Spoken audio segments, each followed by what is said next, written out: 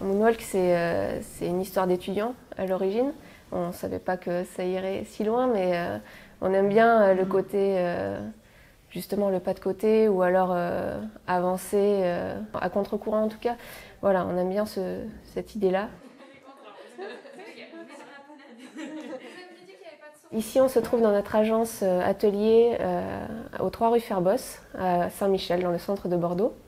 On est ici depuis juillet 2018 et on est venu s'installer ici avec Philippe Baudin qui partage nos locaux dans ce lieu qui est très agréable et qu'on a façonné pour que ce soit à la fois une agence d'architecture et en même temps un atelier maquette, prototypage.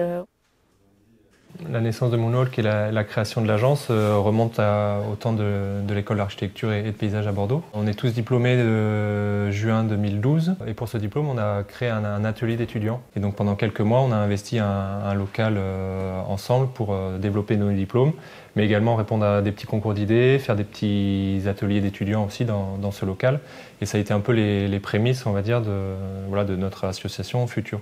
Une fois qu'on a été tous diplômés, on a été partis à droite à gauche dans diverses agences. Et on a continué comme ça de manière informelle et sans lieu physique à développer des projets, des concours d'idées, des chantiers participatifs, des petits projets d'installation de micro-architecture. Les demandes ont été un peu plus croissantes et s'est posé la question de savoir si on s'associait réellement au sein d'une structure professionnelle. Au début, c'était un collectif parce que c'était informel. L'idée du collectif nous plaît aussi parce que c'est le partage des décisions. Et aujourd'hui, on continue de fonctionner en collectif dans la mesure où on partage les projets, on travaille en binôme. Collectif au sein de nous 5, mais collectif aussi quand on fait des petits chantiers participatifs, on va chercher des associations à droite à gauche. Le sens de collectif s'élargit un petit peu au-delà de nous 5 aussi, dans nos associations régulières sur tous les projets que l'on peut mener. Au sein de l'agence, on travaille sur beaucoup de programmes différents. On a pu travailler sur des projets d'installation artistique, des projets de micro-architecture, des ouvrages d'art, des maisons individuelles pour des particuliers. Aujourd'hui, on commence à accéder un petit peu à la commande publique aussi, ce qui nous permet de toucher de nouveaux programmes. Notamment, on a gagné le Festival des architectures vives à Montpellier en 2014. On a fait un sol, une topographie en savon de Marseille. Et donc ça, c'était vraiment un moment important pour nous. C'est la première réalisation. La première réalisation. Et puis après, ça a commencé par une cabane de 10 mètres carrés avec des volets persiennes récupérés, des bureaux qu'on a mis dans des cuves d'un château, d'un chai.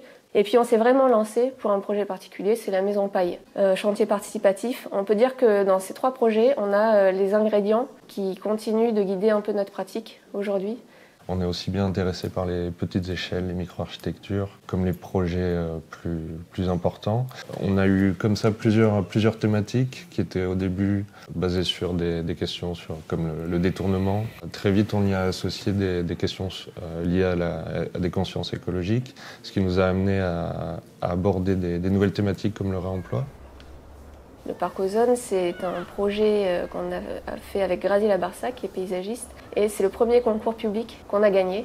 C'est un parc assez intéressant d'un point de vue paysager, parce que c'est une mosaïque de plusieurs types d'espaces naturels qu'on peut rencontrer dans des friches ordinaires. Le Parc Ozone, c'est aussi une relation, une hybridation entre un projet de paysage, des projets d'architecture. Nous, notre rôle, ça a été de traiter à travers ces ouvrages d'art différentes entrées du parc. On est dans du périurbain, on est à Bruges.